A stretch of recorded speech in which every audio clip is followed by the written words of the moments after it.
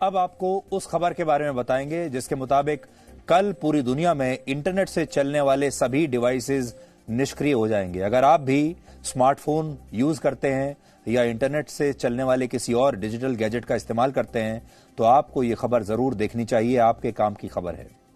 दावा यह किया जा रहा है कि कल यानी 30 सितंबर को आपका स्मार्टफोन, आपके smart TVs, smart watch, tablets और लैपटॉप इंटरनेट एक्सेस नहीं कर पाएंगे। ये तमाम डिजिटल गैजेट्स इंटरनेट से कनेक्ट होने पर ही ठीक से काम करते हैं, लेकिन कल इंटरनेट की दुनिया में कुछ ऐसा होने वाला है जिसकी वजह से शायद आप इन डिजिटल गैजेट्स का इस्तेमाल नहीं कर पाएंगे, यानी कल इंटरनेट जैम हो जाएगा। ट्रैफिक जैम तो आपने सुना होगा, लेकिन कल इंटरनेट जैम होगा। जब आप अपने मोबाइल फोन, लैपटॉप्स या टैबलेट से इंटरनेट पर कोई वेबसाइट खोलते हैं तो आपका डिवाइस एक सर्वर के जरिए इंटरनेट से कनेक्ट होता है। आपका डिवाइस यह चेक करता है कि आप जिस वेबसाइट को खोलना चाहते हैं वो सुरक्षित है या नहीं। इसकी सुरक्षा को प्रमाणित करता है एक डिजिटल सर्टिफिकेट, जिसे एक एनजीओ द्वारा जारी किया जाता है और उसका नाम है लेट्स एनक्रिप्ट। दुनिया भर में इंटरनेट से चलने वाले ज्यादातर डिवाइसेस को सुरक्षा का यह डिजिटल सर्टिफिकेट यही एनजीओ उपलब्ध कराता है, लेकिन इसके ज्यादातर डिजिटल सर्टिफिकेट कल एक्सपायर हो रहे हैं। इसलिए कल जब बहुत सारे लोग लाखों करोड़ों की संख्या में अपने स्मार्ट डिवाइसेस से इंटरनेट को एक्सेस करेंगे, कोई वेबसाइट खोलने की कोशिश करेंगे या फिर कोई ऐप डाउनलोड करेंगे, तो हो सकता है कि डिजिटल सर्टिफिकेट ना होने की स्थिति में आपका डिवाइस इन वेबसाइट्स और इन लिंक्स को पहचानने से इनकार कर दे, आपका लैपटॉप, आपका स्मार्टफोन सब के सब बेकार हो जाए। ये डिजिटल सर्टिफिकेट ना सिर्फ ये देखता है कि जिस लिंक को आप खोल रहे हैं वो सुरक्षित भी है या नहीं, बल्कि वो ये भी सुनिश्चित करता है कि आप इंटरनेट पर जो भी सर्च कर रहे हैं या डाउनलोड कर रहे हैं वो एनक्रिप्टेड रहे। इसका मतलब है कि उसे आपके अलावा कोई तीसरा व्यक्ति ना देख पाए। अब सवाल यह है कि ये कैसे पता चलेगा कि आपका डिवाइस इस इंटरनेट ब्लैकआउट का शिकार होगा या नहीं होगा।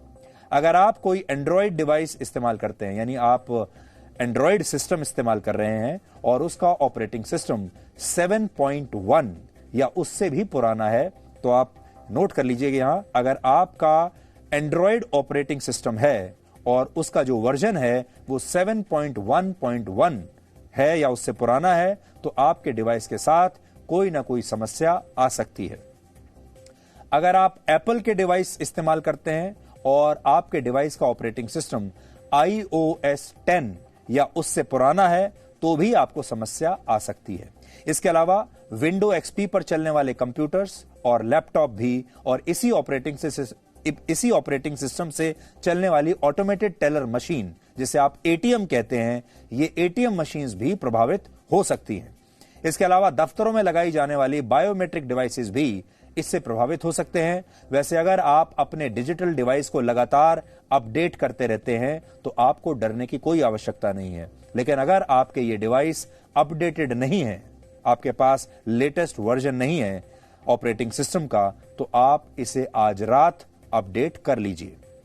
अब समस्या यह है कि एंड्रॉयड या एप्पल iOS को अपडेट करने की सुविधा सभी डिवाइसेस पर नहीं होती।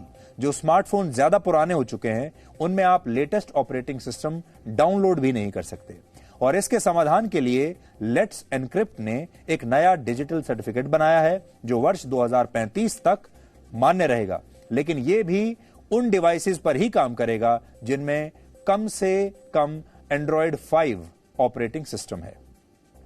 लेकिन बहुत पुराने एप्पल डिवाइसेस का फिर क्या होगा, यह अब भी स्पष्ट नहीं है। इसी तरह अगर आप अपने कंप्यूटर या लैपटॉप पर विंडो एक्सपी या इससे पुराना ऑपरेटिंग सिस्टम इस्तेमाल कर रहे हैं तो आपको भी इसे तुरंत अपडेट कर लेना चाहिए। इसी तरह जो विभिन्न बैंक हैं, बैंक्स को भी आज रात को ही अपने वो एटीएम अपडेट करने होंगे जो विंडो एक्सपी ऑपरेटिंग सिस्टम पर चलते हैं।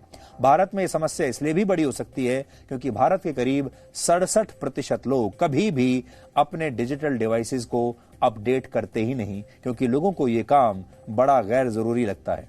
लेकिन यह खबर हमें बताती है कि चाहे मोबाइल फोन हो या जीवन, दोनों को समय समय पर अपडेट करते रहने में ही भलाई है, क्योंकि न जाने किस दिन पुराने डिजिटल सर्टिफिकेट और पुरानी सोच एक्सपायर हो जाए, पुराने तौर तरीके एक्सपायर हो जाएं और आप जीवन के इस रेस में पीछे छूट जाएं।